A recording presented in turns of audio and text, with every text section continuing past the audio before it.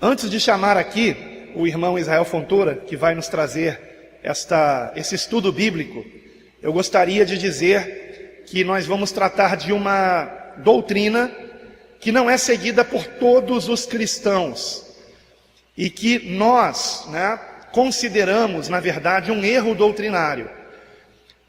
Mas desde já eu quero dizer que nós não estamos aqui com isso querendo causar divisão na igreja, querendo causar contendas entre irmãos, mas assim como esses irmãos defendem a doutrina deles, nós estaremos apenas aqui explicando por que é que nós não seguimos essa doutrina. Eu estou falando a respeito do calvinismo. Muitos já devem ter ouvido falar de calvinismo. Eu não vou explicar o que é, porque o próprio irmão Israel com certeza vai nos dar uma breve introdução aqui, caso alguém não saiba do que se trata. O nosso irmão vai falar sobre calvinismo, predestinação, que é, digamos, o carro-chefe, do calvinismo, e Romanos 9, que é o capítulo da Bíblia no qual o calvinismo mais se sustenta. E nós precisamos, irmãos, estudar isso, e eu quero até deixar aqui um convite, porque se essa mensagem for para a internet, se Deus assim permitir, provavelmente calvinistas vão assistir essa mensagem. Então eu queria dizer para os calvinistas que eu tenho amigos calvinistas, e que nós não deixamos de ser amigos porque eu não sou calvinista, Então, eu quero desde já dizer que não é o calvinismo que salva, nem arminianismo, mas eu também não sou arminiano, aliás, eu não gosto de nenhum rótulo.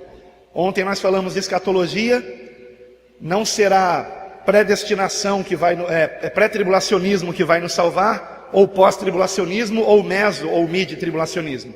Não é? A salvação vem pela graça de Deus por meio da fé em Jesus Cristo.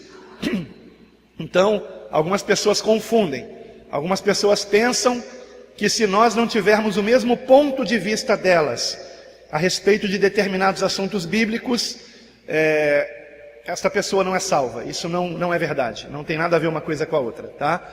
No entanto, quando nós acreditamos em algo que não é bem assim, segundo a palavra de Deus, isso pode trazer problemas. Eu vou dar um exemplo aqui. Aqueles que acreditam, por exemplo, como por exemplo o nosso irmão Israel, acho que até que vai falar sobre isso. Há determinados calvinistas, não sei se todos, que dizem que não adianta você pedir para Deus fazer uma coisa ou fazer outra, porque Deus ele já decidiu o que vai fazer e pronto.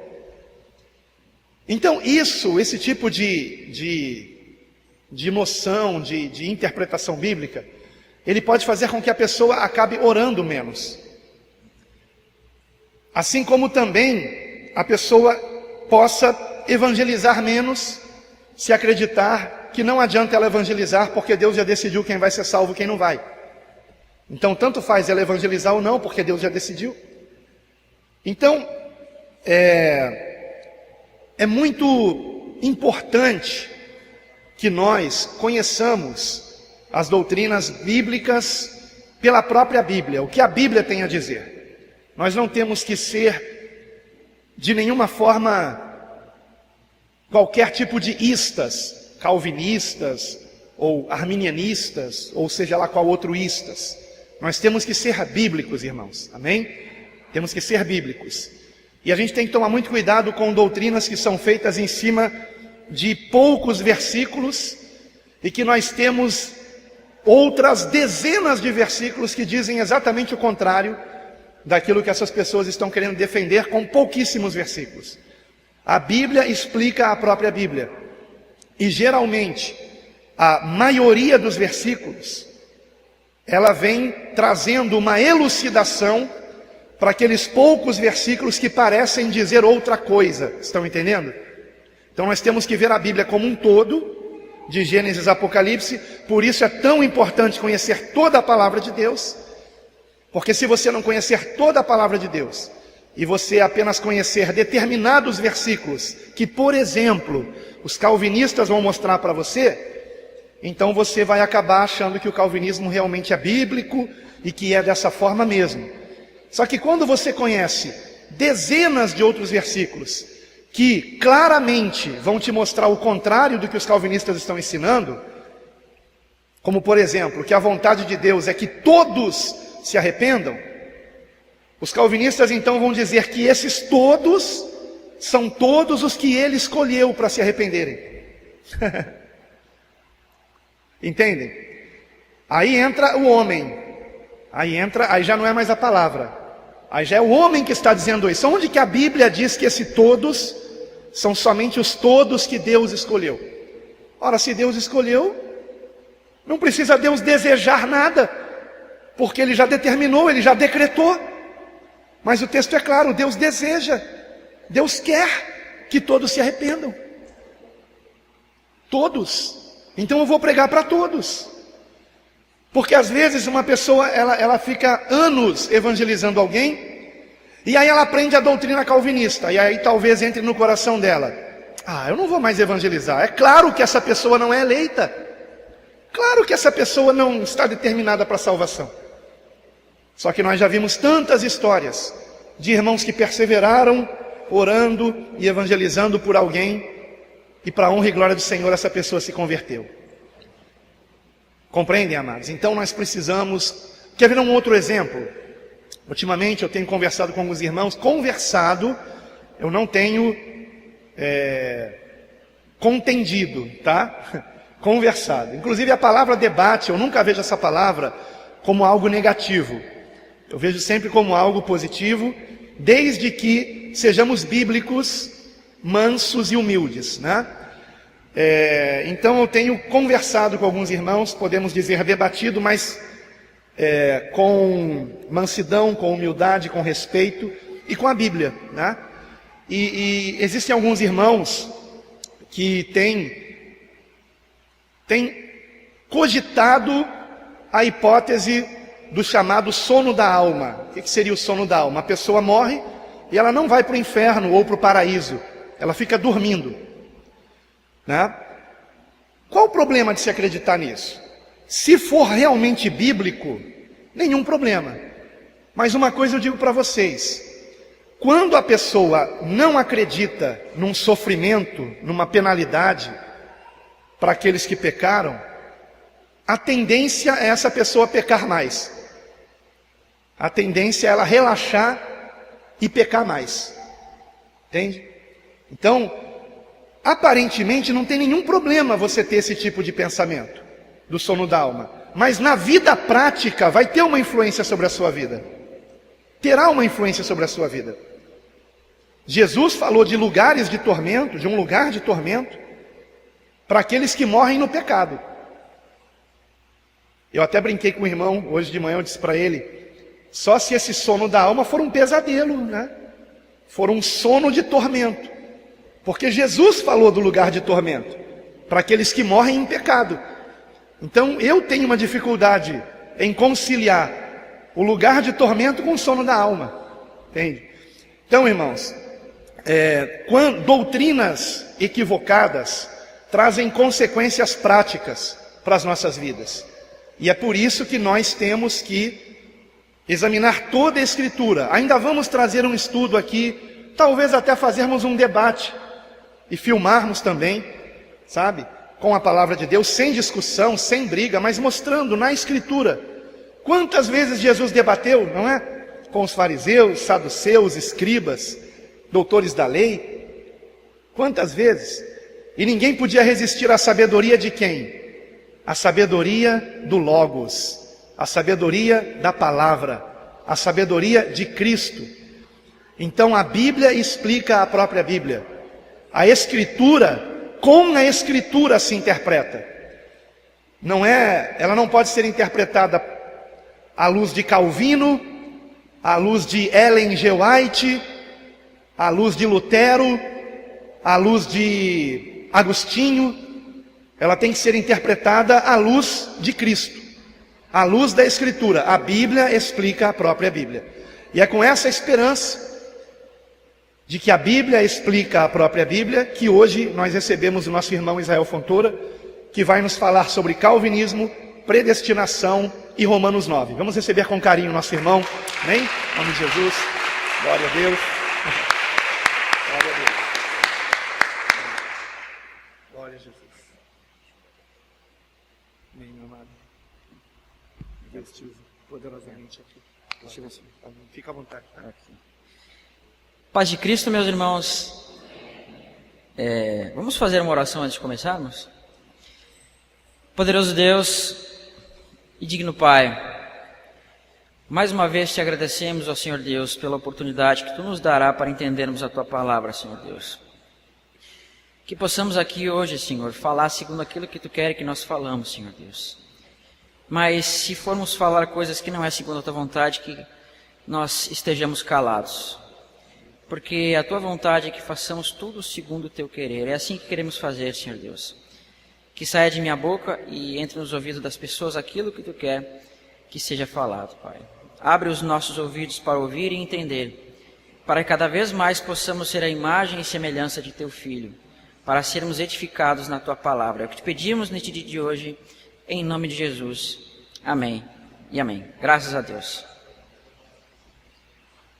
Eu queria agradecer a presença dos irmãos que aqui estão, aqueles irmãos que vieram de longe também.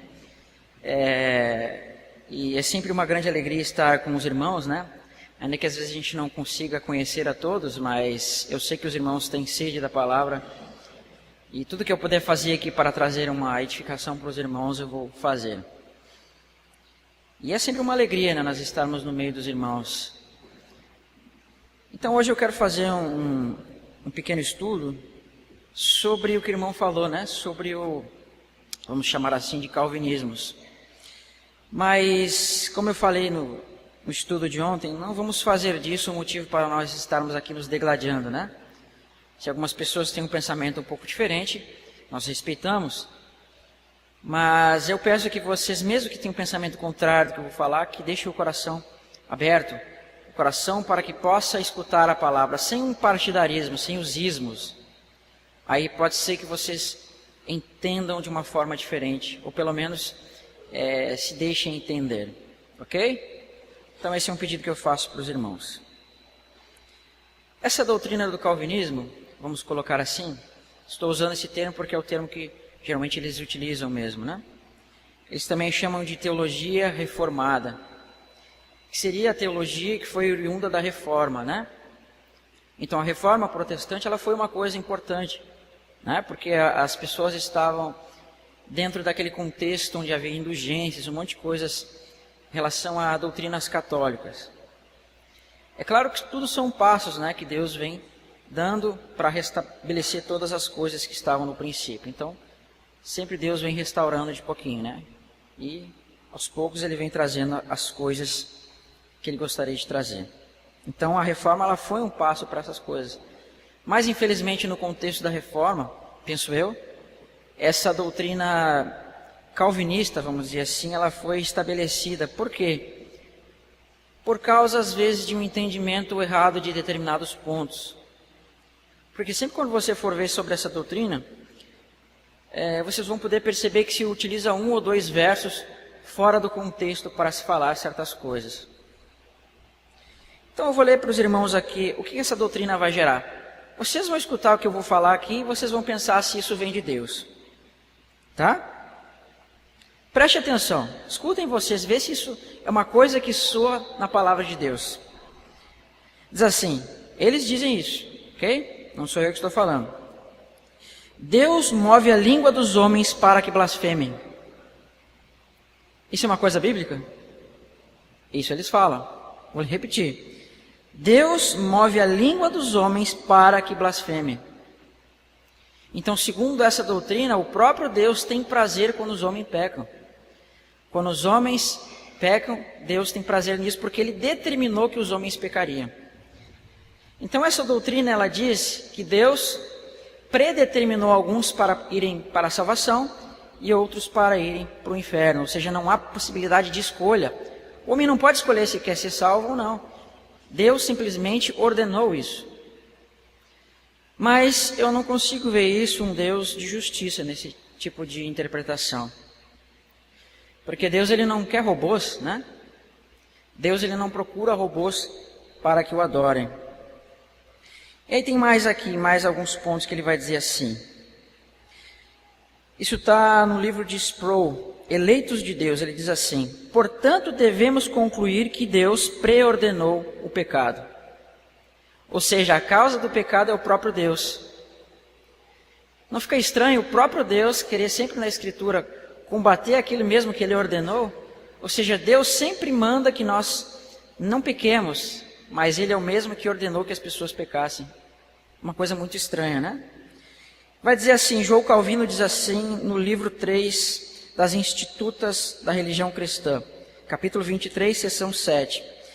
Deus não só viu de antemão a queda do primeiro homem e nela a ruína de sua posteridade, mas também por seu próprio prazer a ordenou. Quer dizer, então Deus tem prazer na queda do homem. Deus, ele tem prazer na queda do homem. Isso é uma coisa que soa bíblica? Isso é uma coisa que soa com justiça do coração de Deus? Eu acho que mesmo você não sendo nem crente, quando você escuta uma coisa dessa, você acha que fica com o coração pesado, né? Se imagina uma pessoa pregar o evangelho dizendo assim para você: que imagem você vai passar de Deus? Eu não conseguiria aceitar um Deus que pregasse assim. Segundo essa doutrina, nós vamos ver que o homem ele não pode escolher nada, né? Que Deus já preordenou pessoas para irem para o inferno e pessoas para serem salvas. Não há possibilidade de escolha. Se Deus escolheu você, você vai ser salvo e pronto. Não interessa o que você fizer. Ou você vai para o inferno. Não interessa a sua escolha. Só que na Bíblia vai dizer assim, preste atenção. Em Deuteronômio 30, verso 19. Os céus e a terra tomo hoje por testemunha contra vós, de que tenho proposto a vida e a morte, e a bênção e a maldição. Escolhe, pois, a vida, para que vivas tu e a tua descendência. Não é totalmente ao contrário disso? Deus está dizendo, escolhe, pois, a vida. Escolhe o bem, para que vivas. Então, por isso que eu falo, quando você utiliza um verso fora de contexto, e não utiliza o restante dos contextos, infelizmente você vai gerar uma doutrina que não é correta. Infelizmente você vai gerar certas coisas que não estão na vontade de Deus. Isso é muito perigoso porque nós passamos muitas vezes a ser falsas testemunhas diante da palavra de Deus. Quando eu falo uma coisa que Deus não mandou, ou quando eu falo uma coisa contrária àquilo que Deus estipulou, eu estou sendo uma falsa testemunha da palavra de Deus. Você já imaginou no dia do julgamento lá? As pessoas que foram preordenadas por Deus para ir para o inferno no julgamento, e Deus julgando elas com justiça? Já imaginou que julgamento seria esse? Seria uma coisa bem estranha, né? Por isso Deus nos dá o quê? A opção de dizer assim, escolhe, pois, a vida para que vivas. E a nossa escolha é escolher crer em Jesus. É escolher andar na vontade de Deus. Deus, ele não busca robôs, né? Mas Deus busca aquelas pessoas que vão o amar de livre e espontânea vontade. Se nós dissermos que o homem não tem poder de escolha, é como se nós estivéssemos dizendo que o diabo teve o poder de fazer com que as pessoas escolhessem ele por livre e espontânea vontade, mas não quiseram escolher a Deus. Ou seja, Deus não teve o poder de fazer com que as pessoas amassem ele de livre e espontânea vontade, mas o diabo conseguiu fazer isso. Ou seja, Deus não está sendo soberano assim. Então eles alegam que quando você escolhe a Deus, você está tirando a soberania de Deus. Isso não é verdade. Deus, ele é soberano, mas não é tirano, né? Ele é soberano, mas ele não é tirano. E segundo essa doutrina também, a oração não serve para nada. Não adianta você orar, que isso não vai mudar nada. Preste atenção. Diz assim, sabemos que Deus predestinou todas as coisas, que acontece? Ele fez todas as coisas segundo o conselho da sua própria vontade. É difícil reconciliar a oração e a vontade imutável de Deus. Ainda mais diz assim: a oração não muda nada, nem a oração muda a Deus ou a sua mente. Tem sentido você continuar orando? Infelizmente, meus irmãos, muitas igrejas pregam isso. Eles não falam abertamente, mas pregam. É a chamada teologia reformada. E eles dizem que isso é o Evangelho. Mas eu não vejo isso no Evangelho, meus irmãos. Eu vejo apenas uma doutrina que foi gerada por homens. E diz mais: ninguém pode crer na gloriosa doutrina da predestinação e acreditar que a oração muda as coisas. As duas coisas são incompatíveis, elas não se harmonizam. Se uma é verdadeira, a outra é falsa. Visto que a predestinação é verdadeira, segue como a noite, segue o dia, que a oração não muda as coisas. Só que o que a palavra fala? Em Êxodo 32, verso 9, até o verso 14 diz assim: disse mais o Senhor a Moisés. Agora vocês vão ver se a oração não muda as coisas. Tenho visto este povo, e eis que é povo de dura serviço. Agora, pois, deixa-me, para que o meu furor se acenda contra eles, e o consuma, e eu farei de ti uma grande nação. Deixa eu explicar o contexto aqui. O contexto é que Deus deu os 10 mandamentos para o povo de Israel, e o povo adulterou com aquele bezerro de ouro. Então Deus ficou tão indignado com o povo que queria destruir o povo e fazer de Moisés uma grande nação. Mas Moisés era um homem justo e vai interceder pelo povo para que isso não aconteça. Preste atenção. Verso 11. Moisés, porém, orou ao Senhor, seu Deus, e disse: ó Senhor, por que acende o teu furor contra o teu povo, que tiraste da terra do Egito com grande força e com forte mão? Porque hão de falar os egípcios, dizendo: para mal os tirou, para matá-los nos montes, para destruí-los da face da terra. Torna-te o teu furor da tua ira e arrepende-te do mal contra o teu povo. Lembra-te de Abraão, de Isaque e de Israel, teus servos, os qual por ti mesmo tens jurado, e lhe disseste: multiplicarei a vossa descendência como as estrelas do céu, e darei à vossa descendência toda esta terra de que tenho falado, para que a possuam por herança eternamente. Então, no verso 14, o Senhor arrependeu-se do mal que dissera que havia fazer para o seu povo. A oração não mudou as coisas? Ou seja, Deus quis destruir o povo, mas Moisés intercedeu pelo povo, e isso não aconteceu. Tiago fala que a oração do justo tem muito poder. Se a oração não fosse importante, meus irmãos, Paulo não dizia para nós orarmos incessantemente e sem cessar. Vocês conseguem sentir isso no coração como uma coisa que vem de Deus? Eu não consigo, meus irmãos. Por mais que eu tentasse, eu não conseguiria. Ou seja, Deus manda você fazer uma coisa, mas Ele mesmo não utiliza isso. Deus diz para as pessoas escolherem a vida, mas você não tem poder de escolha. Fica uma coisa meio, um paradoxo, uma coisa meio estranha, né? Sem sentido. Mas infelizmente, como muitas outras doutrinas, quando você pega um verso isolado, vai gerar um problema. Agora, a coisa mais terrível que eles dizem é isso daqui. Deus criou as pessoas para o propósito expresso de destruí-las. É o que os calvinistas falam. Vai dizer assim: a doutrina da predestinação logicamente sustenta que alguns são predestinados para morrerem, tão verdadeiramente quanto outros são predestinados para a vida. Ou seja, Deus predestinou uns para ir para o inferno. Exatamente o que está dizendo aqui. E ainda diz mais, João Calvino, um dos reformadores, falando, né? Cheguemos à predestinação, o eterno decreto de Deus, pelo qual houve bem Deus determinar tudo acerca de cada homem e o que iria acontecer, pois Ele não quis criar todos os homens em igual condição. Ao contrário, preordenou a uns para a vida e outros para a condenação eterna. Portanto, como cada um foi criado para um ou outro desses dois destinos, assim dizemos que um foi predestinado para a vida e outro para a morte. Mas o que diz a Bíblia? Escolhe, pois, a vida para que vivas. Escolhe o bem para que vivas. Infelizmente, isso está totalmente contra a palavra de Deus. Ainda diz mais, o mesmo homem, João Calvino.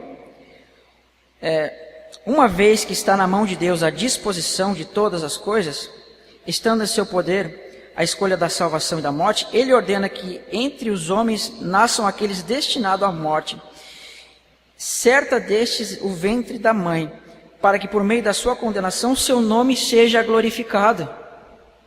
Então ele está dizendo que por meio da condenação de alguns homens, o seu nome vai ser glorificado. Mas o que diz a palavra em Ezequiel? Ezequiel 33, verso 11. Deus não tem prazer na morte do ímpio. Vai dizer assim, diz-lhes, vivo eu, diz o Senhor Deus, que não tenho prazer na morte do ímpio, mas em que o ímpio se converta do seu caminho e viva.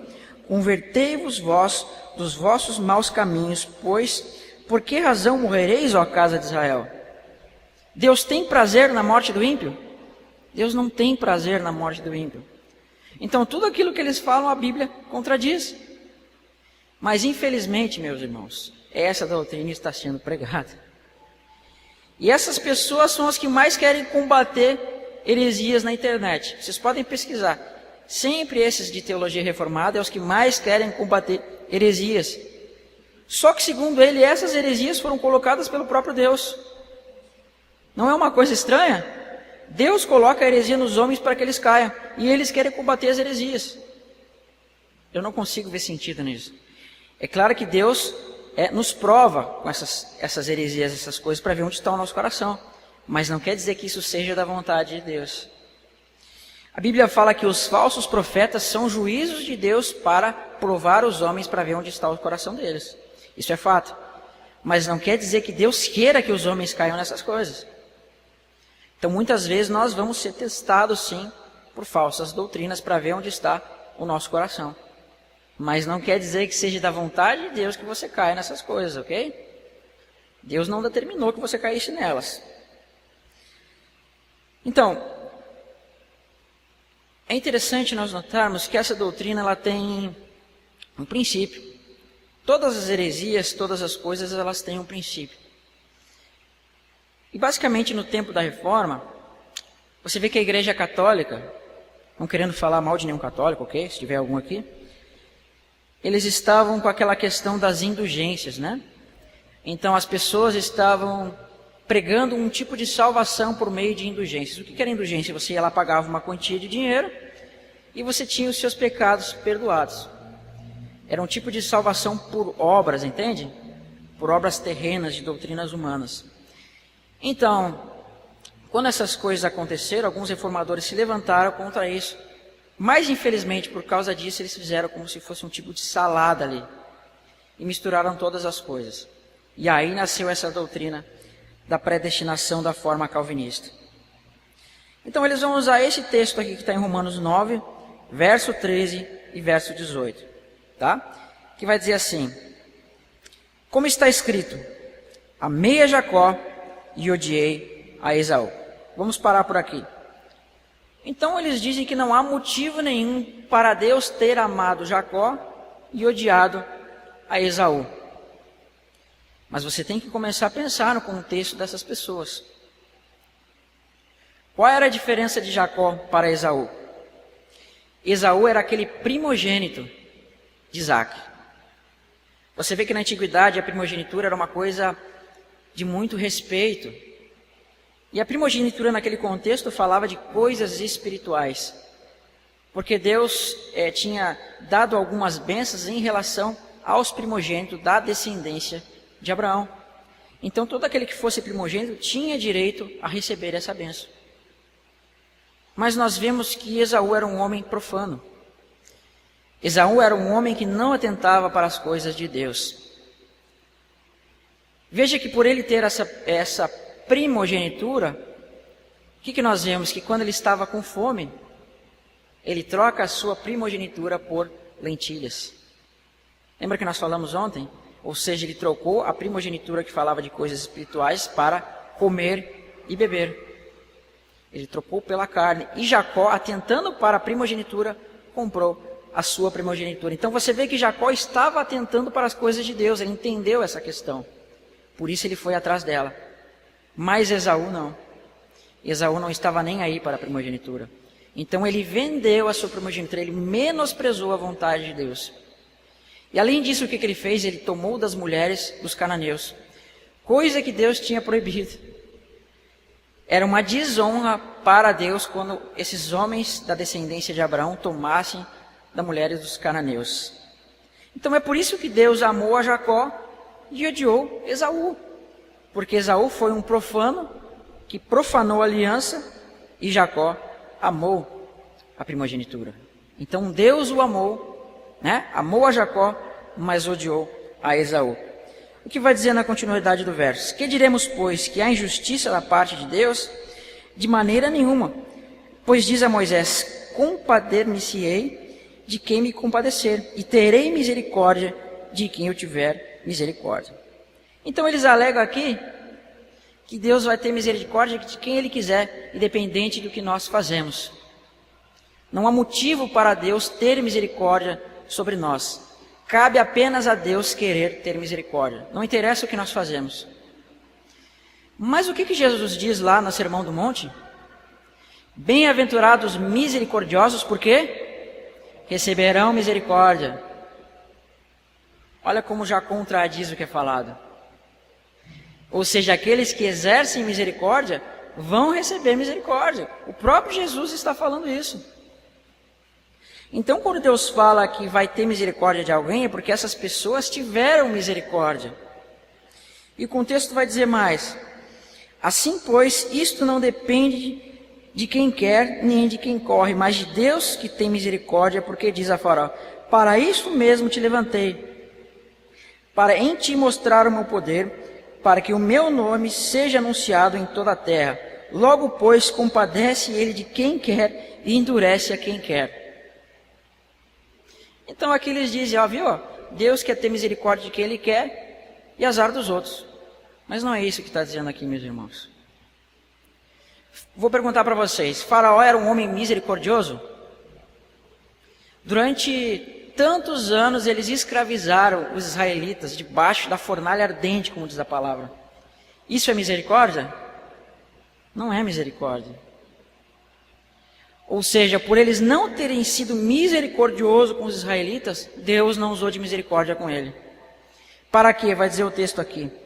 Para que o meu nome seja anunciado em toda a terra. Então Deus usou disso para que o nome dele fosse anunciado em toda a terra. É por isso que depois, lá no futuro, Raabe vai se converter. Meus irmãos, imagine aquele contexto do Egito. O Egito era, bem dizendo, a maior nação que existia naquele contexto. Era a nação mais próspera que existia. E você tinha um homem com mais de 600 mil pessoas escravizadas. Então, ou seja, não estava havendo misericórdia sobre pelo menos 600 mil homens. Fora que Faraó mandou matar muitas crianças. Né? Todos aqueles meninos foram mortos. Então, isso já demonstrava que eles não tinham misericórdia. Então, na época das pragas, o que aconteceu? Cada vez que aquelas pragas caíam sobre a terra do Egito, as nações de volta ficavam sabendo dessas pragas. E quando elas ficaram sabendo dessas pragas, é como se o evangelho tivesse sendo pregado em voltas nas nações vizinhas. É por isso que Raabe vai se converter e vai dizer, nós temos ouvido que o vosso Deus é Deus em cima e Deus na terra que tem feito milagres. Foi dessa forma que ela se converteu. Não só ela, como muitas outras pessoas, mas a Bíblia vai relatar apenas Raabe. Então tudo tem um fim, meus irmãos. Deus usou desse endurecimento de Faraó por causa que ele não teve misericórdia para que o evangelho fosse pregado em volta nas nações vizinhas. Então houve esse propósito. Mas existem critérios para o endurecimento de Deus. Porque segundo eles dizem bem assim, é que eu esqueci de botar o texto aqui. Deus vai endurecer de propósito umas pessoas para que elas não escutem o evangelho. Eles chegam ao ponto de dizer que Deus coloca umas pessoas em determinados lugares de propósito para que pequem, e Ele vai endurecer o coração dessas pessoas para que essas pessoas não enxergam o Evangelho, de propósito, sem motivo. Um dos que falavam isso, infelizmente, é Charles Spurgeon. Conhece, né, irmão? Ele fala exatamente assim, que Deus coloca umas pessoas em determinados lugares para que pequem para a sua glória, e outras Ele tira. Infelizmente, isso eu entendo como uma blasfêmia, né? Você está fazendo de Deus um injusto. Mas, meus irmãos, tudo que Deus faz tem um propósito. Seja uma letrinha na Bíblia, ela tem um propósito. Seja um tio, seja uma vírgula, qualquer coisa. Tudo tem um propósito. E você acha que uma das coisas mais importantes que tem na Escritura, que é a salvação do homem, Deus vai agir dessa forma, sem um propósito? Não vai. Não vai agir dessa forma. Então Deus vai endurecer alguns, sim, mas por causa das coisas que eles fazem, por causa do seu coração. A Bíblia diz que Deus escolhe as pessoas segundo o seu conhecimento antecipado. Primeiro Ele conhece as pessoas e depois Ele predestina. O que isso significa? Que Deus, quando criou os homens, Ele olhou para o coração dos homens e viu, esses aqui vão receber o Evangelho. Ele viu o coração das pessoas, porque Ele dá o livre-arbítrio para nós, isso é de fato. Mas Ele não escolhe por você. Isso é uma coisa que Ele deu para você, você tem o direito de escolha. Então, antes de nós sermos criados, de nós nascermos, Ele olhou para o seu coração e viu, esse aí vai crer na palavra.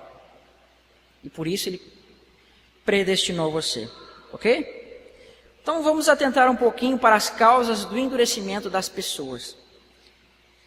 Uma coisa que eu sempre falo, irmãos, se vocês quiserem anotar, é melhor.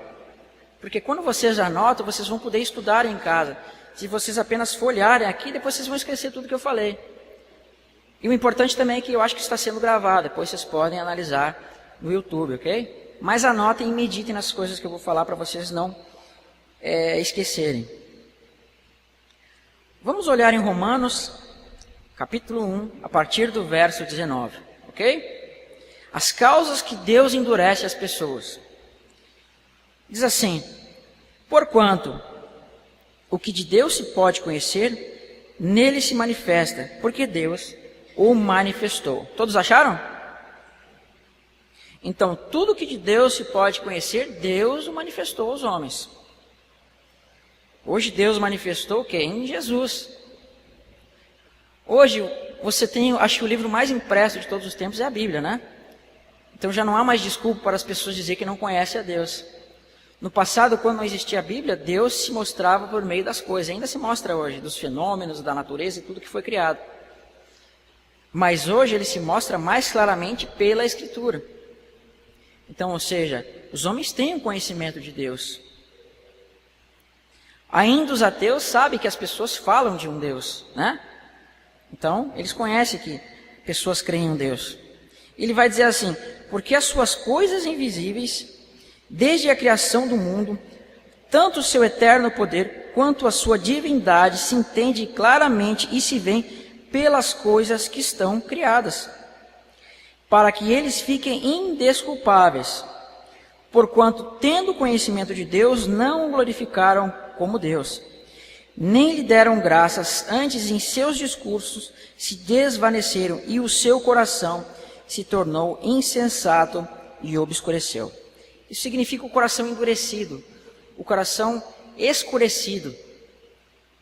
Mas você vê que aqui que diz que tudo aquilo que Deus quer se manifestar e quer dar a conhecer os homens está no meio da natureza. E você vê que eles, tendo conhecimento dessas coisas, eles se entregaram ao pecado. Por isso seus corações se escureceram. Seus corações se tornaram endurecidos. E ainda vai dizer mais. Dizendo-se sábios, tornaram-se loucos. E mudaram a glória de Deus incorruptível em semelhança de imagem de homem corruptível. E de aves e de quadrúpedes e de répteis. Por isso também Deus os entregou às concupiscências do seu coração e a imundícia para desonrarem seus corpos entre si, pois mudaram a verdade de Deus em mentira, e honraram e serviram mais a criatura do que o Criador, que é bendito eternamente. Amém. Por isso Deus os entregou a paixões infames, porque até suas mulheres mudaram o uso natural, ao contrário à natureza. Percebam que aqui a todo momento Paulo está falando que por causa dessas pessoas que não quiseram dar glória a Deus, que não quiseram aceitar Deus, mas se tornaram loucas, este foi o motivo pelo qual Deus o entregou a paixões infames. Percebem que há uma causa no qual ele está entregando as pessoas essas paixões infames? Então Deus, meus irmãos, ele não está endurecendo as pessoas sem um propósito, sem um motivo, mas é porque essas próprias pessoas se desviaram da palavra de Deus. Essas próprias pessoas não quiseram saber de Deus. Não foi o Deus que fez isso, com que essas pessoas não o quisessem, mas elas mesmas não quiseram atentar para a sua glória. Então, frequentemente, eles dizem que, alguns dizem, né, que não há motivo para a gente às vezes pregar o Evangelho. Porque pense comigo, se Deus já ordenou que algumas pessoas vão para o inferno, qual é o motivo de você pregar o Evangelho? Não há motivo. Se Deus preordenou que muitas pessoas fossem para o inferno sem causa, sem nada, qual é o motivo de você pregar o Evangelho? Não tem motivo, simplesmente deixa acontecer. Quem vai ser salvo, quem vai para o inferno, vai para o inferno. Mas se Deus mandou que você pregue o Evangelho, é porque sim, tem pessoas que vão aceitar ou não esse Evangelho. Se você crê em Jesus, é porque você aceitou o Evangelho de livre e espontânea vontade. Quando nós vamos para Êxodo, quando o tabernáculo de Moisés ia ser edificado, ele diz uma coisa assim: manda que os filhos de Israel tragam ofertas de ouro, prata e pedras preciosas voluntariamente. Todas as coisas que Deus tem prazer, seja nossas ofertas, seja tudo aquilo que nós vamos contribuir a Deus, ofertas pacíficas, qualquer coisa, sempre tem que ser um coração voluntário. Coração de uma pessoa que moveu-se para fazer isso de livre e espontânea vontade. Agora o nosso coração é uma coisa que não é de livre e espontânea vontade, mas é que o próprio Deus fez com que nós crescêssemos assim. Quando você vê aquele tabernáculo de Moisés sendo edificado de forma voluntária, isso é um reflexo para os dias de hoje. Por quê? Porque aquele tabernáculo prefigurava a casa de Deus que somos nós. Aqueles elementos, aquelas pedras preciosas, ouro e prata e tudo mais, representam aquelas pessoas que edificariam a casa de Deus. Porque para Deus as pessoas elas são tão preciosas quanto o ouro, quanto prata e pedras preciosas. Vocês sabiam que quando um ouríveres ele purifica a prata e o ouro, sabe como é que ele faz para saber que essas coisas estão puras? Ele vai pegar o ouro e vai ver a sua face no ouro. Se ele vê a sua face naquele material, é porque o ouro está puro. Então, por isso que Deus mandava que aquele tabernáculo fosse edificado por meio dessas coisas, para mostrar aquelas pessoas que seriam como ouro, prata e pedras preciosas e edificariam aquele tabernáculo. E da mesma forma que essas coisas foram entregas de forma voluntária, assim também tem que ser você. Se entregar a Deus de forma voluntária, para você edificar essa casa de Deus. Amém? Então você já está vendo na própria lei que o caráter da edificação da casa de Deus é um caráter voluntário, onde nós nos entregaremos voluntariamente a Deus, como oferta sem mácula. Agora, vocês querem ver o motivo porque a nação judia foi endurecida? Como eu falei, sempre há um motivo no endurecimento para Deus. Não é de uma forma tirana, mas Deus tem um motivo do endurecimento. Vamos abrir em Salmo 69, do verso 20 até o verso 28. É um salmo messiânico, tá? É um salmo que fala dos sofrimentos de Cristo. Vai dizer assim: Afrontas me quebrantaram o coração. Eu estou fraquíssimo. Esperei por alguém que tivesse compaixão. Olha só. Esperei por alguém que tivesse compaixão. Compaixão é misericórdia. Então o que a palavra fala? Bem-aventurados misericordiosos, por quê? Receberão misericórdia. E esse salmo é um salmo messiânico, que é como se fosse Jesus falando. O que vai dizer aqui? Esperei por alguém que tivesse misericórdia. Então essas pessoas que estão maltratando aqui não estão tendo misericórdia. E vai dizer assim, mas não houve nenhum. E por consoladores não os achei. Deram-me fel por comida. Olha só, quem recebeu o fel? Jesus, né? E na minha sede me deram vinagre. Então, ou seja, Jesus ele queria misericórdia, mas infelizmente deram fel e vinagre para ele. Ele não recebeu misericórdia.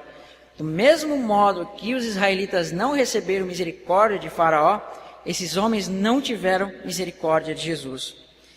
E ainda vai dizer mais, agora vai vir o motivo do endurecimento dessas pessoas. Então, torne-se a sua mesa diante deles em laço, e a prosperidade em armadilha.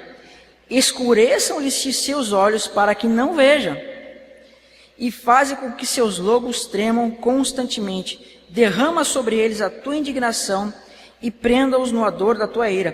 Fique desolada a sua morada e não haja quem habite nas suas tendas. Você vê que Pedro, lá em Atos, ele cita isso sobre Judas, o traidor. Lembra disso? Agora, olha o que Jesus vai falar. Pois perseguem aquele a quem tu feriste. Conversam sobre a dor, conservam a dor daqueles a quem tu chagaste. Acrescenta-te iniquidade à iniquidade deles e não entrem na tua justiça. Sejam riscados do livro dos vivos e não sejam escritos com os justos. Então o que ele está dizendo aqui? Que essas pessoas não tiveram misericórdia dele. Essas pessoas não foram misericordiosas com Jesus. Por isso, não receberam misericórdia da parte de Deus. Diz aqui que o texto que Jesus procurava quem fosse misericordioso com ele. Mas infelizmente, isso não aconteceu. Por isso diz, né? Pois perseguem aquele que tu feriste. Então há uma causa, pois perseguem. Deus endureceu aquele povo de Israel por eles perseguirem a Jesus, por eles não demonstrarem compaixão. E até hoje eles não demonstram compaixão, nem com os cristãos. Muitos deles, se deixassem, matariam os cristãos nos dias de hoje. Mas eles não fazem isso. Mas eles fariam. Ou seja, eles não demonstram misericórdia. É por isso que eles estão endurecidos. Os irmãos estão compreendendo? Amém. Então, quando nós olhamos para Romanos 9, que há um contexto para esse endurecimento, que há um contexto para Deus amar a Jacó e odiar Esaú, que Deus tem misericórdia de uns e de outros não, você tem que estar com todas essas coisas em mente. Mas o que acontece? Eles pegam um versículo, esses que eu somei lá, falei de Romanos 9, eles pegam apenas aquilo e fazem toda uma doutrina para transformar Deus num tirano. Mas você vê em toda a Escritura que Deus diz, escolhe a vida, trarei misericórdia sobre os misericordiosos, escolhe o bem para que vivas. Mas eles dizem que a gente não tem poder de escolha. Eu não sei, eu estou aqui porque graças a Deus eu escolhi Jesus, amém? E eu creio que vocês também. Então hoje nós vamos estudar um pouco dos contextos históricos de tudo que estava acontecendo lá em Romanos para ele falar essas coisas, amém? Vamos começar a pensar naquela epístola e por que ela foi escrita. As epístolas, meus irmãos, elas foram escritas, todas elas, para trazer correção e repreensão. Em Romanos e Gálatas e um pouco em Coríntios, nós vamos ver que há uma presença judaizante. E essa presença judaizante, que ainda está presente nos dias de hoje, né, irmão? Nós estávamos vendo. Nós vamos ver que esses judeus estavam querendo fazer com que as pessoas voltassem para as chamadas obras da lei. Como eles estavam fazendo isso, meus irmãos? Nós temos que entender que no tempo de Paulo e os apóstolos ainda não existiam as epístolas e o Novo Testamento escrito. A compilação desses livros do Novo Testamento, ela foi dada muitos anos depois da morte de Paulo e de Pedro e dos outros apóstolos. Então passaram alguns anos depois da morte deles, eles pegaram todas essas epístolas e cartas e fizeram um chamado Códex. Aí você vai ter um Novo Testamento. Mas no tempo de Paulo e de Pedro, que era pregado aqui, existia apenas o Antigo Testamento. Então tudo que era pregado, quando fala assim, porque toda a Escritura é inspirada para repressão, correção e etc., era o quê? Era o Antigo Testamento. Pois não existia ainda o Novo. E ele veio a existir muito depois. Amém? Então era tudo passado de boca em boca e apenas por cartas que iam sendo copiadas pelas igrejas. Então, quando Paulo vai repreender as pessoas em Gálatas, em Romanos, ele está repreendendo aquela presença judaica. Então você tem que pensar no contexto histórico daquela época. Eles estavam vivendo num tempo que ainda havia o quê? O templo. Porque o templo foi destruído no ano 70 depois de Cristo. Então aquele contexto da Epístola de Romanos era um contexto onde havia ainda um templo, e nesse templo havia o quê? Sacerdotes levitas. Havia templos, sacerdotes levitas e sacrifícios pelos pecados. Então, quando Paulo fala em Romanos 9, ele está com essas coisas em mente. E nós já vamos entender o porquê, ok? Então, por isso que às vezes é importante nós conhecermos um pouquinho o contexto das coisas que estão acontecendo. Então, por causa desses judaizantes, você vê que algumas pessoas estavam sendo pervertidas. Porque, de fato, é um pouco difícil de você entender com o Antigo Testamento que certas coisas seriam mudadas. Vou dar um exemplo para vocês. Lá na lei dizia que todo aquele que chegasse a Deus e quisesse chegar à primeira aliança, ou quisesse andar juntamente com Abraão, tinha que o quê? Se circuncidar.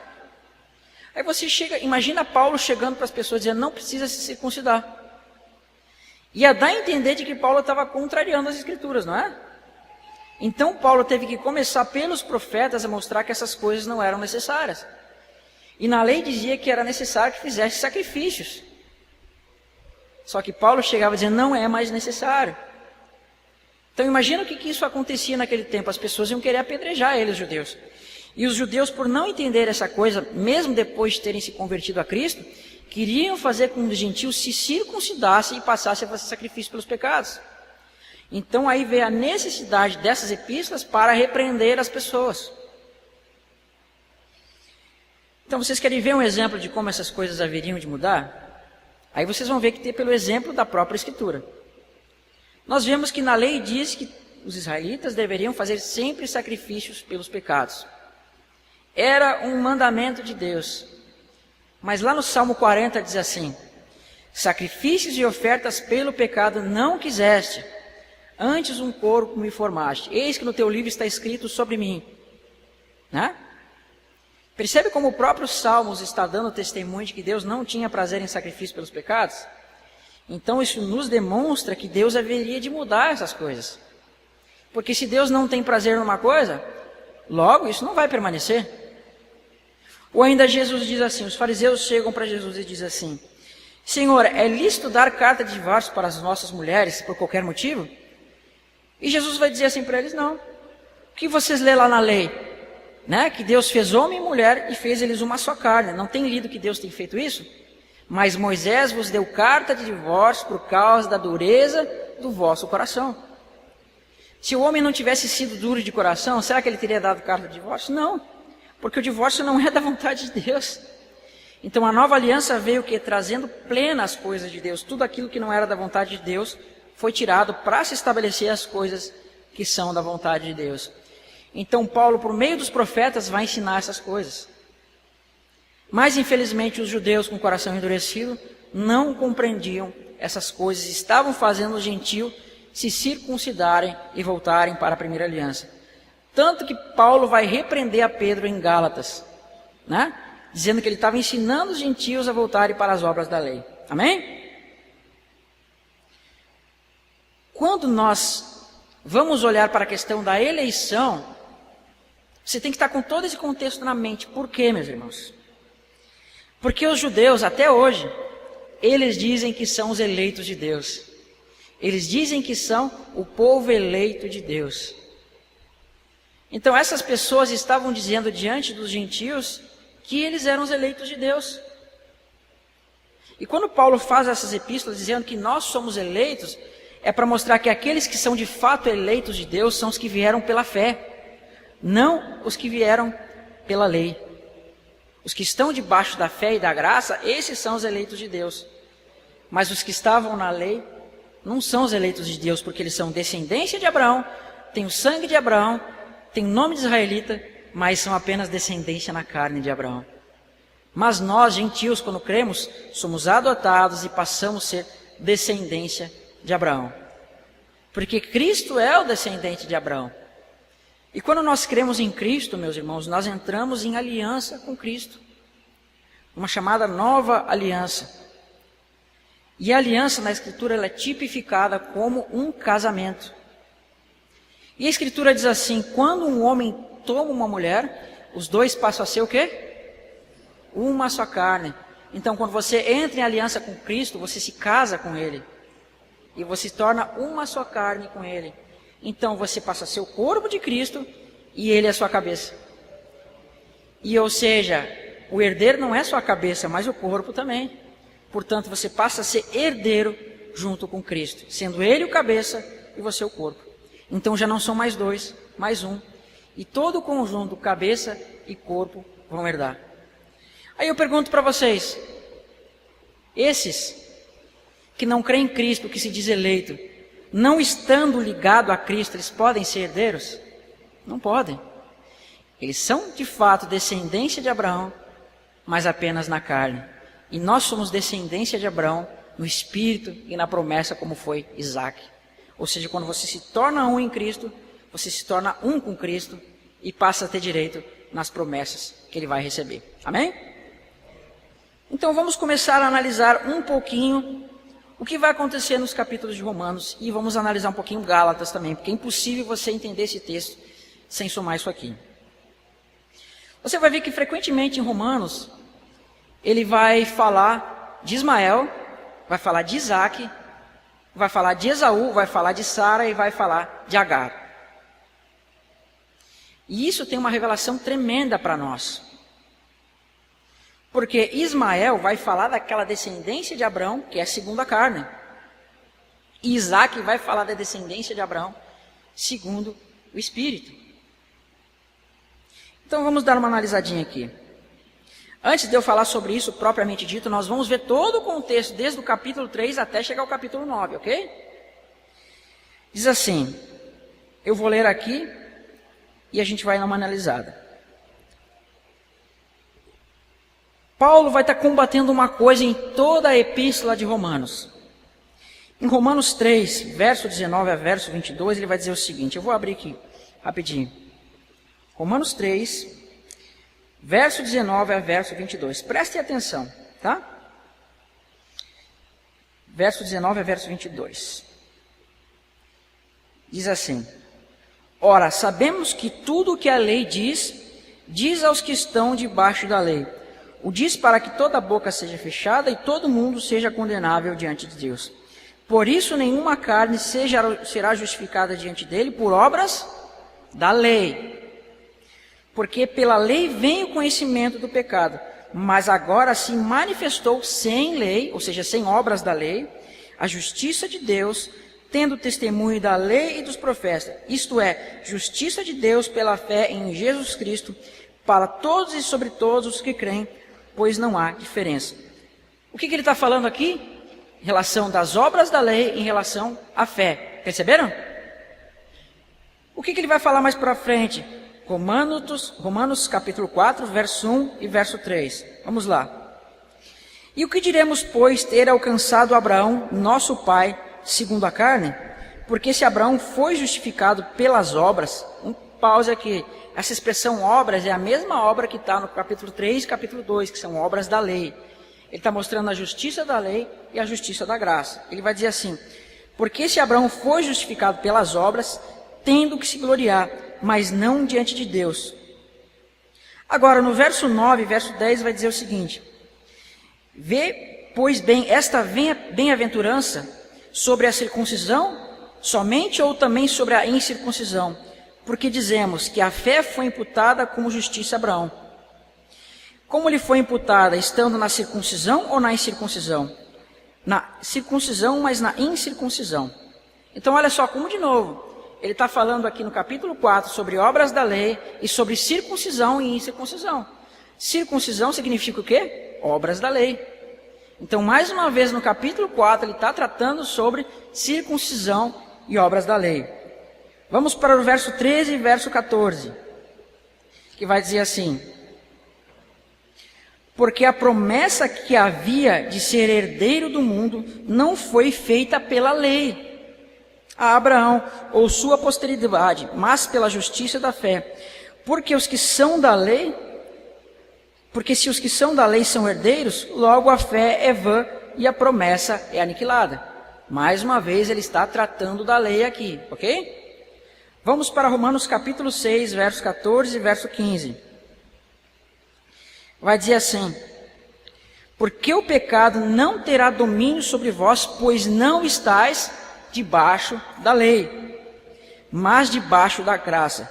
Porque pecaremos, porque não estamos debaixo da lei, mas debaixo da graça, de modo nenhum. Percebe? Mais uma vez ele tratando sobre lei e graça. Não vou explicar os contextos aqui, ok? Só estou explicando o que Paulo estava combatendo na Epístola de Romanos. Vamos para Romanos capítulo 7, verso 1 a 4. Vai dizer assim: os irmãos acharam?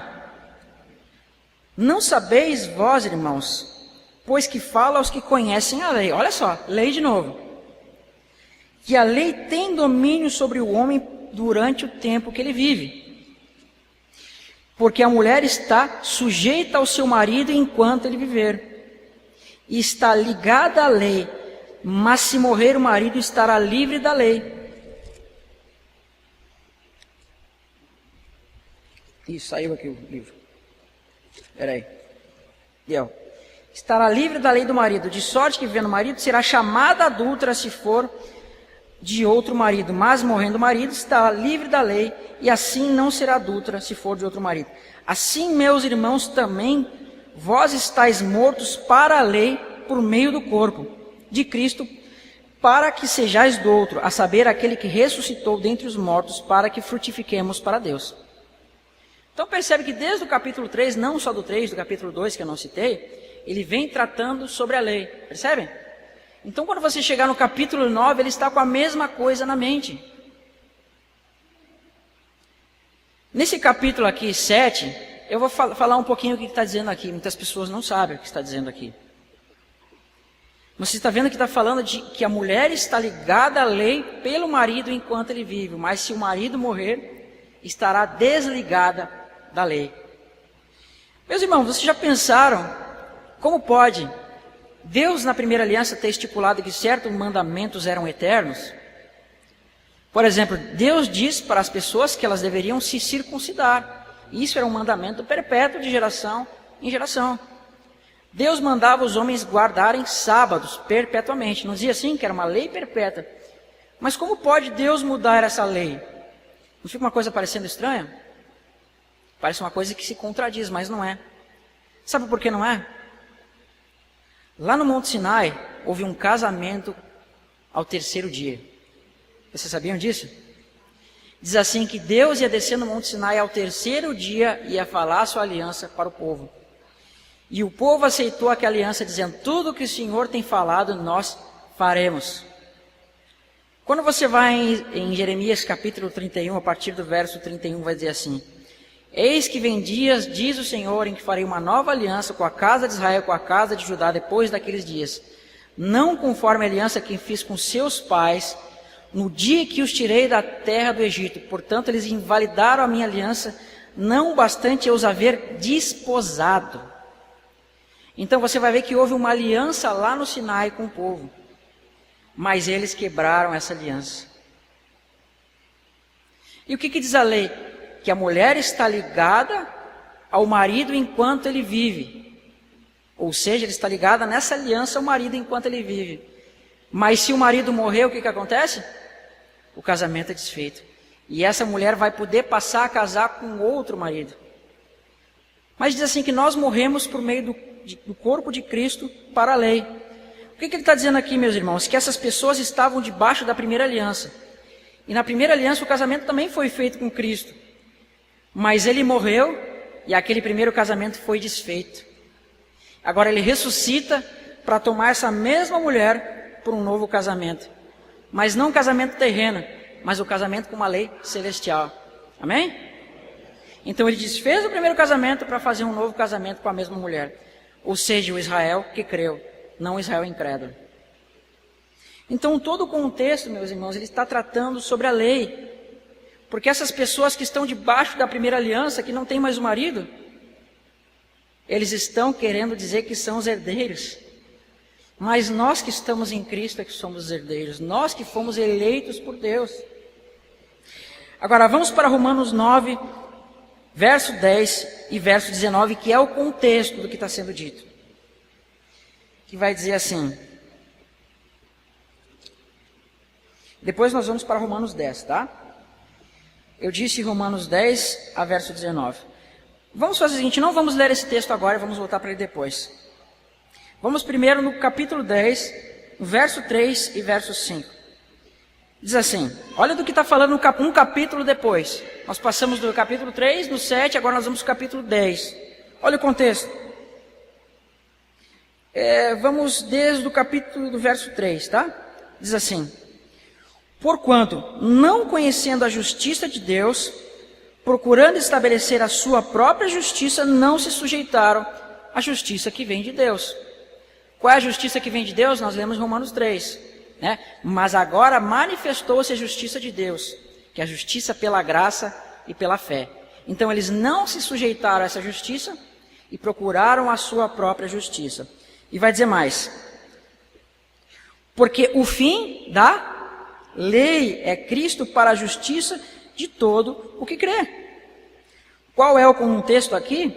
Ora, Moisés descreve a justiça que vem pela lei, dizendo, o homem que fizer estas coisas, por ela viverá. Mais uma vez está falando do quê? Da lei.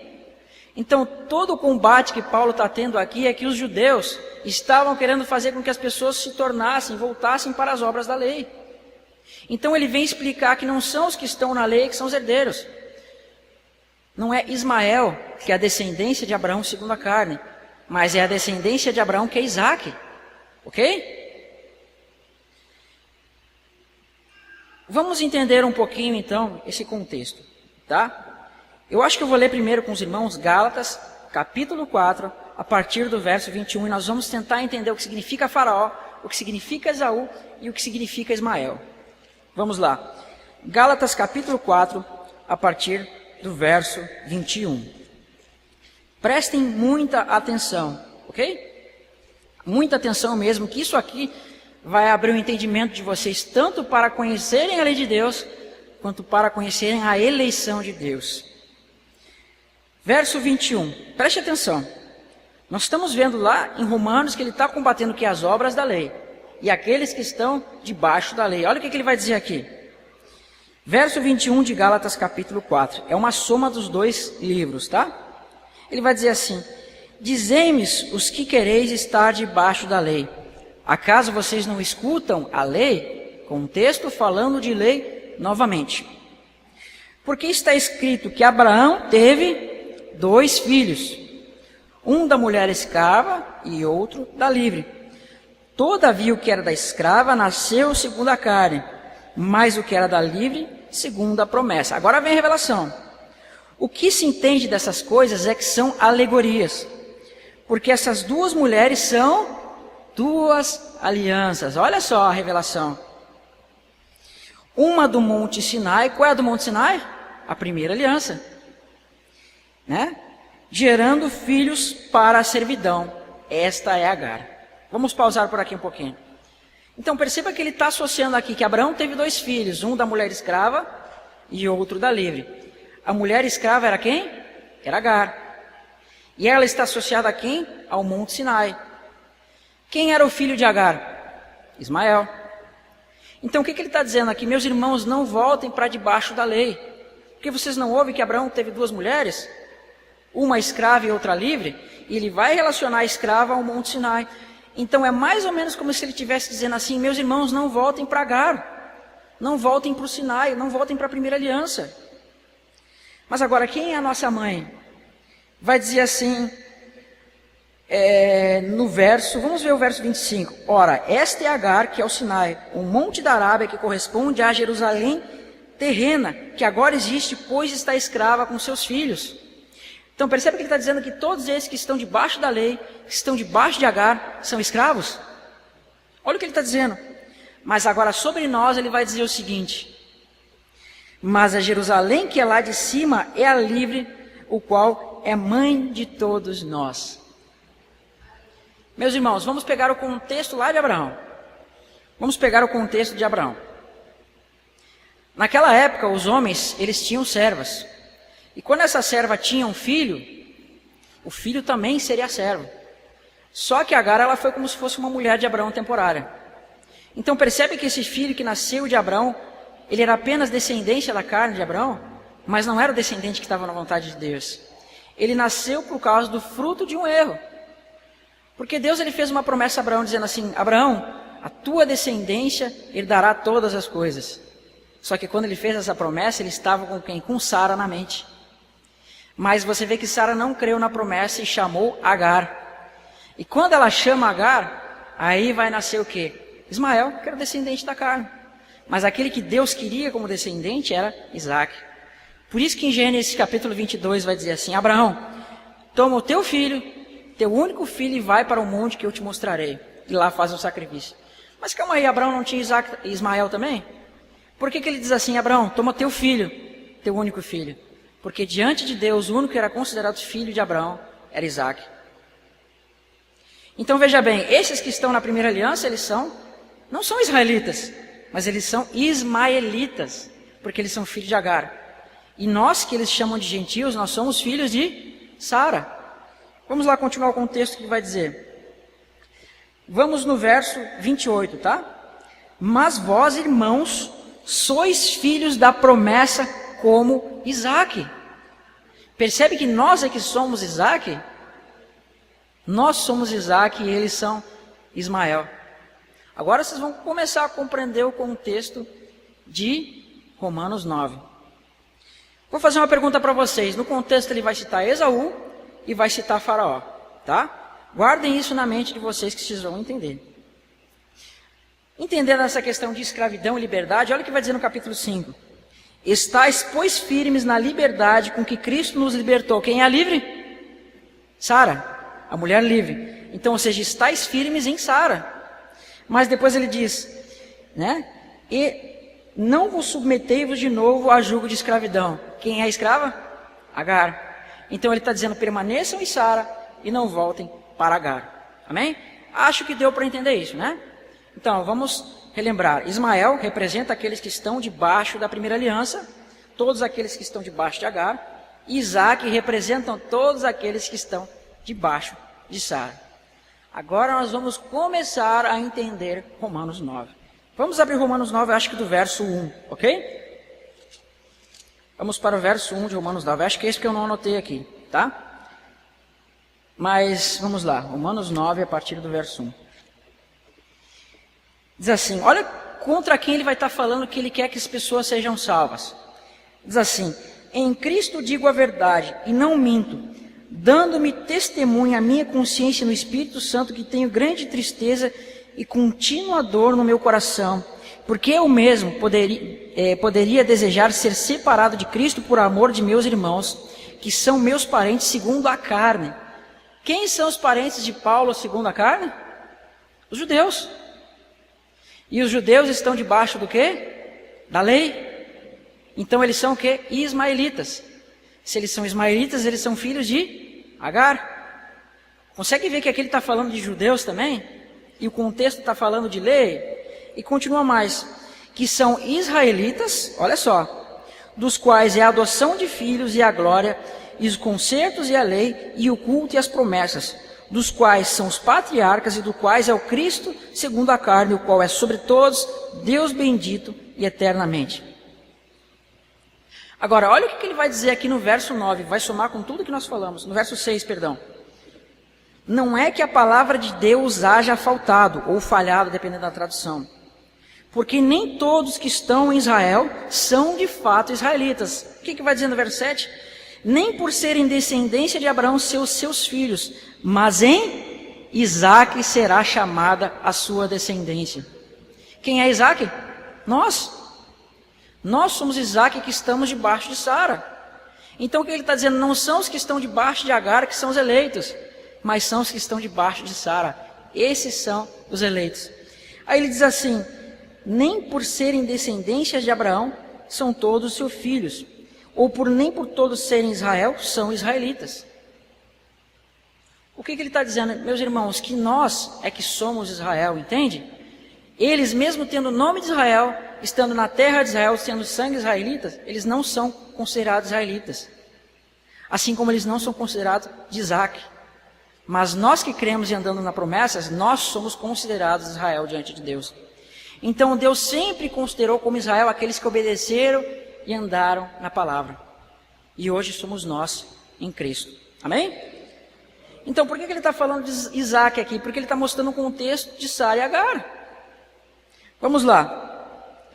Verso 8 diz assim: isto é, não são os filhos da carne que são os filhos de Deus, mas os filhos da promessa são contados como descendência. Gálatas dizia: nós somos filhos da promessa como Isaque. E diz mais: porque a palavra da promessa é esta: por este tempo virei e Sara terá um filho. Quem é Sara? É a segunda aliança, a Jerusalém terrena. Amém? Olha como o combate dele aqui é contra a lei. Não é para dizer que umas pessoas vão ser predestinadas para o inferno e outras para a salvação, mas é para mostrar que nós que quando estamos em Cristo é que somos eleitos. E vai mais: e não somente esta, mas também Rebeca, quando concedeu de a Isaque, nosso pai. Agora vai começar a entrar o contexto do que eles falam. Vocês percebem que ele está falando contra a lei em relação à graça aqui? Sara e Agar, Isaque e Ismael? Ou seja, a primeira aliança contra a segunda aliança. E vai dizer mais: e não somente essa, mas também Rebeca, quando concebeu de Isaque, nosso pai. Porque não tendo eles ainda nascido, quem eram os filhos de Isaque? Esaú e Jacó. Então, meus irmãos, agora eu vou traçar um paralelo com vocês aqui. Tudo começa lá em Gênesis, capítulo 10 ou 9. Nós vamos ver que quando Noé sai da arca, ele tem 3 filhos: Cã, Sem e Jafé. E a gente vê que Cã, ele vai desonrar seu pai quando ele vai ver a nudez do seu pai. E aí Noé vai dizer assim para ele: maldito seja Canaã e seja servo dos servos dos seus irmãos. De Cã, que era aquele descendente de Noé, que foi amaldiçoado, você vai ver que vai vir o povo egípcio, vai vir os filisteus, os cananeus e uma série de outros povos que são ímpios. Agora, qual a ligação que há entre Esaú, Ismael e Faraó? Vocês já vão entender. Meus irmãos, Cã era aquele que foi amaldiçoado a ser servo. Os egípcios são filhos de Cã, se não me engano é o 3º filho dele. Qual é a ligação que há entre Ismael e os egípcios? Ismael era filho de uma egípcia que era escrava. Então esse é o filho da carne, é o que nasceu da carne. Em contraponto a quem? A Isaque, que era o nascido da promessa. Depois, na descendência de Isaque, você vai ver que vai nascer a Esaú, aquele que era peludo. E esse Deus odiou. Então a gente vê que Jacó é aquele que foi amado por Deus e Esaú é aquele que foi odiado por Deus. Agora, qual é a ligação que há entre o Egito, Ismael e Esaú? Meus irmãos, Ismael ele era egípcio. E Ismael, quando viu, ou melhor, Esaú, quando viu que seu irmão Jacó estava fazendo a vontade do seu pai, tomando das filhas da sua descendência, ele foi lá e tomou uma mulher de Ismael. Então você vê uma aliança entre Esaú e Ismael. E não só isso também, Esaú ele tomou das filhas dos cananeus. Então você vê que Isaac está ligado tanto com os cananeus, quanto com os ismaelitas. Consegue ver por que Deus o odiou? Aí você vai ver que sobre Cã vai ser dito assim: os teus filhos servirão aos filhos de Sem. Ismael vai dizer que ele vai ser servo de Abraão. Esaú vai dizer que ele vai ser servo do seu irmão menor. Olha essa relação de servidão nessas descendências. Então Deus está mostrando um paralelo entre eles de descendências para você mostrar isso, para você entender isso que está em Romanos 9. Porque esses que estão debaixo da primeira aliança, eles são servos. Mas nós que estamos na segunda aliança, somos os herdeiros. Nós somos como Jacó, que é aquele que Deus amou. Nós somos como Sem, que é aquele no qual nasceria o descendente. E nós somos como Isaac, que é da promessa. Então, Sem, Isaac e Jacó. O da promessa, que veio pela fé, e o amado de Deus. Enquanto eles são como aquele que Deus odiou e aqueles que vieram da carne. Por que Deus odiou eles? Porque eles foram tipificados em Esaú. Aquilo que Esaú fez foi exatamente o que eles fizeram. Irmãos, eles tinham a primogenitura. Jesus veio para eles. Mas o que eles fizeram? Trocaram pela carne. Trocaram a salvação de Cristo, que era a promessa, a primogenitura, eles trocaram pela carne. E nós tomamos a primogenitura deles. É por isso que Deus vai dizer: amei a Jacó e odiei Esaú. Nós somos Jacó, eles são Esaú. Agora, por que ele vai falar de Faraó? Vamos para Romanos 9, que vai dizer assim. Romanos 9,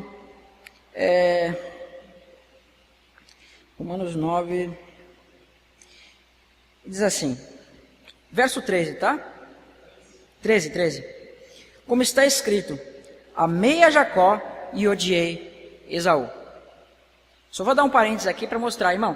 Aqui você vê que o contexto ele está falando de judeus, aqueles que estão debaixo da lei, e gentios que estão debaixo da graça, ok? Então ele está tipificando os judeus em Esaú. E ele está nos tipificando em Jacó ou Isaac. Então ele não está dizendo aqui, irmãos, que as pessoas do mundo ímpias são Esaú. Ele está dizendo que aqueles que profanaram a aliança que são como Esaú. Aqueles que Paulo está rogando por eles, que queria que eles fossem salvos, mas eles não querem a salvação. Esses são Esaú. Mas vai dizer mais o contexto. Como está escrito: amei a Jacó e de Esaú. Que diremos, pois, que é a injustiça da parte de Deus? De maneira nenhuma. Pois diz a Moisés: compadecer-me-ei de quem me compadecer, e terei misericórdia de quem tiver misericórdia. Assim, pois, não depende de quem quer ou de quem corre, mas de Deus se compadecer. Porque a Escritura diz a Faraó: para isso mesmo te levantei, para em ti mostrar o meu poder, para que o meu nome seja anunciado em toda a terra. Vamos parar aqui. Faraó é o quê? Um egípcio. Ismael é o quê? Um egípcio. Agar é o quê? Uma egípcia. Percebe que ele está mostrando o Faraó como aquele povo que foi endurecido? Então o Faraó aqui também é uma referência para esse povo que foi endurecido. Aí o que ele vai dizer assim? Preste atenção no que ele diz. Olha só. Por isso diz a Escritura a Faraó: para isso mesmo te levantei, para em ti mostrar o meu poder, para que meu nome seja anunciado em toda a terra. Meus irmãos, qual foi o povo que foi endurecido para que o nome de Deus fosse anunciado em toda a terra? Os judeus. Então ele está mostrando que assim como o Faraó foi endurecido para que as suas maravilhas caíssem sobre o Egito e as nações soubessem do seu nome, assim ele está mostrando que os judeus também foram endurecidos para que o nome dele fosse manifestado em toda a terra. Esse é o contexto, meus irmãos. É mostrar que aquele povo foi endurecido para que o quê? Que a salvação chegasse em nós. Assim como o Faraó foi endurecido, eles foram endurecidos. Assim como Ismael nasceu da carne, eles vieram da carne. Assim como Esaú profanou a herança, eles profanaram. E assim como Cã é servo, eles vão ser servos. Percebem? Esse é o contexto, meus irmãos. Não tem nada aqui de Deus escolher uns para o inferno e outros para a salvação. Amém? Eu acho que o tempo já deu, né, irmão? Não sabe? Não sei que hora a gente começou. Então, eu peço que os irmãos analisem isso com calma, porque não é um assunto fácil, é um assunto difícil, e que particularmente eu ainda não vi ninguém abordar dessa forma que eu estou mostrando para os irmãos. Mas se você entende essas coisas, Você vai entender a lei de Deus, que é o que nós estamos mostrando. É claro que eu mostrei de uma forma muito assim vaga, e vocês vão entender essa questão da eleição de Deus. Porque, meus irmãos, os judeus, não estou querendo ser antissemita, ok? Não é isso. Se tiver algum judeu aqui, me perdoe. Mas é para mostrar que eles estavam querendo se dizer os eleitos de Deus. Mas Deus quis mostrar que a eleição está em Isaac. Isaac, aqueles que estão em Isaac, eles são considerados eleitos. Mas nós, né, somos Isaac e eles são Ismael, Esaú e Cam. E essa doutrina, infelizmente, ela vai gerar um outro problema. Não sei se as pessoas creem assim, ok? Se creem, tudo bem. Eles dizem que uma vez você é salvo para sempre. Ou seja, eu posso fazer tudo de errado, depois de ter conhecido a Cristo, eu vou permanecer salvo, não tem problema. Felizmente, eu não concordo com isso também. Amém? Então, vamos fazer uma oração aqui para a gente finalizar. Espero que os irmãos tenham entendido. Eu peço que os irmãos leiam depois os versículos anotados e vejam o vídeo quantas vezes possível para entender, ok? Mas, irmãos, não fiquem só nos versos que eu mostrei. Utilizem os outros versos da Escritura. Leiam todo o livro de Romanos até chegar a Romanos 9. Leiam Gálatas várias e várias vezes. E conheçam os contextos desses personagens. Ismael, Isaac, Esaú, tudo mais. Ok? Então vamos fazer uma oração que eu já estou ficando sem voz. Poderoso Deus e digno Pai, te agradecemos neste dia de hoje pela oportunidade que Tu nos deste de entender a Tua palavra. Que essa palavra venha edificar muitas vidas, ó Senhor Deus, mas que se ela não for da Tua vontade, que não seja manifesta, é o que te pedimos. Senhor Deus, abre os nossos ouvidos para que possamos escutar a Tua palavra, para que cada vez mais sejamos a semelhança e a imagem de Teu Filho e que venhamos dar bom testemunho diante dos de fora. É o que nós pedimos em nome de Jesus. Amém e amém. Graças a Deus, meus irmãos.